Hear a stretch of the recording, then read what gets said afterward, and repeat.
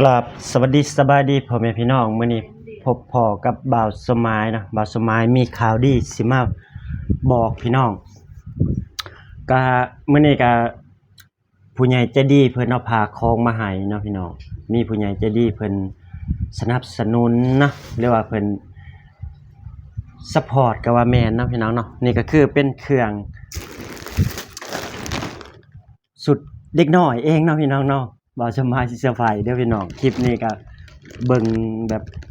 ตลกแหน่เฮฮาแหน่เด้อพี่น้องเด้ออย่าซีเรียสเนาะนี่ก็คือบ่าวสมายกับอุปกรณ์ของเด็กเนาะพี่น้องเนาะอุปกรณ์ของเด็กแรกเกิดเนาะพี่น้องบ่าวสมายก็ขอบคุณพี่ๆผู้ใหญ่ใจดีเนาะเพิ่นบ่ออกสื่อเนาะพี่น้องเนาะเพิ่นก็ขอบคุณเนาะแต่เพิ่นก็เป็นคนไทยนี่แหละเนาะขอบใจหลายๆเนาะที่ว่าเพิ่นก็เฮ็ดแบบว่าเฮาก็จักสิขอบคุณจังได๋เนาะพี่น้องเนาะบ่าวสมายจนบ่ฮู้จักสิขอบคุณเพิ่นเนาะซึ่งในน้ำใจเพิ่นเนาะคนไทยเนาะเพิ่นก็มอบมาให้หลายอย่างเนาะก็นี่จะเป็นที่นอน ที่นอนเด็กน้อยนอนเด็กน้อยแรกเกิดเนาะพี่น้องเนาะนี่ก็เพิ่นก็สั่งมาให้ส่งมาให้เนาะพี่น้อง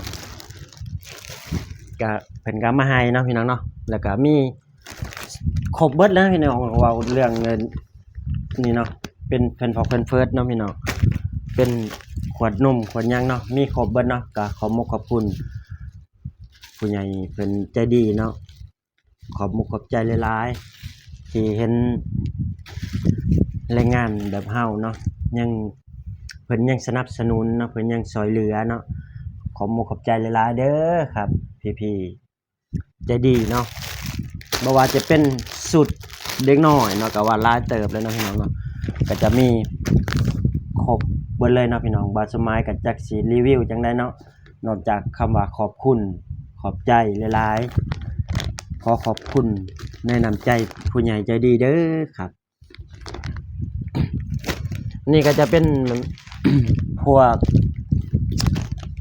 แผ่นเพิร์สเนาะพี่น้องเนาะแม่นบ่พี่น้องน่าจะเป็นแผ่นเพิร์สแล้วเนาะนี่มีแต่เพิ่นให้นะและนี่มื้อนี้ก็มาให้อีกได้พี่น้อง มื้อนี้เพิ่นก็ซื้อมาให้อีกมื้อนี้เนาะมื้อนี้เพิ่นก็ซื้อมาให้อีกเนาะแต่เพิ่นบ่ออกซื้อเด้อพี่น้องเดี๋ยวบ่าวสมายให้เบิ่งนี่ซื้อมาให้อีกถุงหนึ่งเนาะพี่น้องเนาะแต่เดี๋ยวบ่าวสมายสิว่าบ่าวสมายตัวบ่หรือว่าบ่ตัวเนาะบ่าวสมายสิให้เบิ่งเนาะพี่น้องนี่สลิปการโอนกันยังเรียบร้อยเนาะพี่น้องเนาะเพิ่นไปช้อปปิ้งมาขณะเฮาเป็นพ่อแท้ๆเนาะเฮายังบ่เคยใส่ราคาเสื้อผ้าราคาตัวละประมาณราคาประมาณนี้เนาะพี่น้องนี่คือราคาเนาะพี่น้องเนาะนี่ขอบคุณเด้อครับเด้อขอให้ร่ำๆรวยๆขอให้สุขภาพร่างกายแข็งแรงเนาะให้มันยืนเนาะเฮ็ดสิ่งใดขอให้สมปรารถนาเด้อครับเด้อพี่ๆเพิ่นเนาะราคาตั้ง 2,000 กว่าบาทเนาะพี่น้องเนาะเพิ่นซื้อมามื้อนี้เนาะเพิ่นได้เอามาให้มื้อนี้ก็โอ้ยขอบคุณเนาะบ่าวสมายก็ดีใจเนาะดีใจหลายเนาะจนสิเว้าหยังก็บ่ถูกเนาะเว้าหยังก็จนสิบ่ถูกเนาะพี่น้องย้อนว่าดีใจมีหลายๆอย่างเนาะแต่ว่านี่ก็คือเพิ่นให้มามื้อนี้แหละเนาะเดี๋ยวบ่าวสมายสิเอาให้เบิ่งว่าเป็นหยังเนาะราคาแถมนี่ก็คือแถมสุดเด็กน้อยเองเนาะพี่น้องเนาะโอ้ยนี่เนาะนี่สุดเด็กน้อยเนาะพี่น้องขอบคุณเด้อครับเด้อผู้ใหญ่ใจดีนี่แหละพี่น้องก็ฝากถึงแรงงานหลายๆคนเนาะที่ว่าเขามาอาศัยอยู่ในประเทศไทยเนาะพี่น้องเนาะมาอาศัยในเพิ่นอยู่ในประเทศไทยเนาะพี่น้องแต่เฮาก็ต้องรักษาสิทธิ์น้ำใจของเพิ่นไว้เนาะนี่แหละคือคำว่าบุญคุณเนาะนี่คือบุญคุณนี่เฮาอย่าลืมบุญคุณของเพิ่นเนาะเพิ่นมีหยังเพิ่นให้เพิ่นช่วยเหลือเนาะพี่น้องนิดๆหน่อย ก็ถือว่ามีคุณค่ากับสำหรับแรงงานแบบพวกเราแหละเนาะพี่น้องเนาะนี่ตัวหนึ่งกว่าเราสิได้ตัวหนึ่งมานี่หาเงินเป็นมื้อหนึ่งอะบ่ได้พอโต2โตได้เสือนี่เสื้อผ้าเด็กน้อยนี่ราคาแพงเด้พี่น้องเนาะเราทำงานมื้อหนึ่งค่าแรงวันละ400 300เฮามาซื้อเสื้อให้ลูกให้หลานเฮานี่เนาะแต่ก็เพิ่นเนี่ยย้อนว่าเพิ่นเห็นความกตัญญูของเฮาเนาะเห็นเฮาเฮ็ดดีนำเพิ่นแล้วก็เพิ่นก็ฮักก็แพงเนาะแต่อย่าไปเฮ็ดคือแรงงานเขมรเนาะพี่น้องที่ว่าแม่นหยังบุญคุณบุญคุณคือหยังบุญคุณมาทวงบุญคุณเขามาเฮ็ดงานให้ยังสิว่ามีบุญของบุญคุณข้าวก็ซื้อห้องก็เช่าค่าค่าบัตรก็เสียเนาะพี่น้องเนาะนี่คือน้ำใจจากคนไทยเนาะพี่น้องเนาะได้รับน้ำใจจากพี่ๆคนไทยเนาะก็คือเพิ่นแบบใจดีเนาะเพิ่นบ่ทิ่มบ่ปะเนาะพี่น้องเนาะถ้าเฮาเฮ็ดดีแล้วถ้าเฮาเฮ็ดดีเนาะพี่น้องสิ่งดีๆตามมาก็คือแบบนี้แหละนี่เพิ่นให้เนาะนี่เป็นเสื้อผ้าเด็กน้อยเนาะนี่เสื้อผ้าลูกบาสุไม้นี่แหละนี่บาสุไม้ก็สิได้เว้าในมื้อนี้เลยเนาะว่าบาสุไม้ใกล้สิมีเซอร์ไพรส์แล้วเนาะพี่น้องเนาะสมาชิกใหม่เนาะพี่น้องก็ฝากพี่น้องเป็นกำลังใจให้บาสุไม้หน่อยเด้อครับฝากกดไลค์กดแชร์เบิ่งโฆษณาสนับสนุนบาสุไม้หน่อยเด้อครับพอได้ค่าน้ำนมลูกนี่เนาะอันนี้บ่แม่นคอนเทนต์เด้อพี่น้องนี่คือเรื่องจริงเด้นี่บาสุไม้ว่าเรื่องจริงเด้นี่มีคลิปนี้คลิปเดียวนี่แหละบาสุไม้เอากำลังเอาลงนี่เนาะพี่น้องแล้วก็บ่เคยว่าท่ารุ่นไปนำกันเนาะว่าสิเซอร์ไพรส์อีหยังแหน่เนาะพี่น้องนี่ราคาโอ้บ่แม่นน้อยๆเด้พี่น้องเอ้ย90บาทโอ้90บาทนี่ก็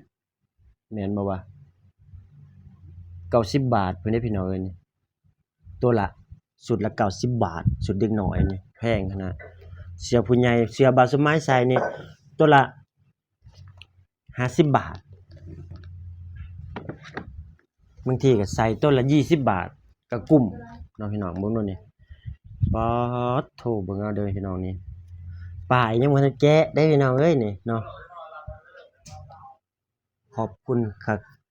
ขอบคุณมากๆนะครับผมขอบคุณน้ำใจพี่คนไทยมากนะครับหรือว่าขอบคุณเจ้านายบ่แม่นขอบคุณผู้ใหญ่ใจดีเนาะเพิ่นซื้อให้เพิ่นสนับสนุนเนาะเพิ่นก็บางสุดท้ายก็จนสิบ่ฮู้แนวสิเว้าเนาะพี่น้องเนาะขอบคุณอย่างเดียวนี่แหละ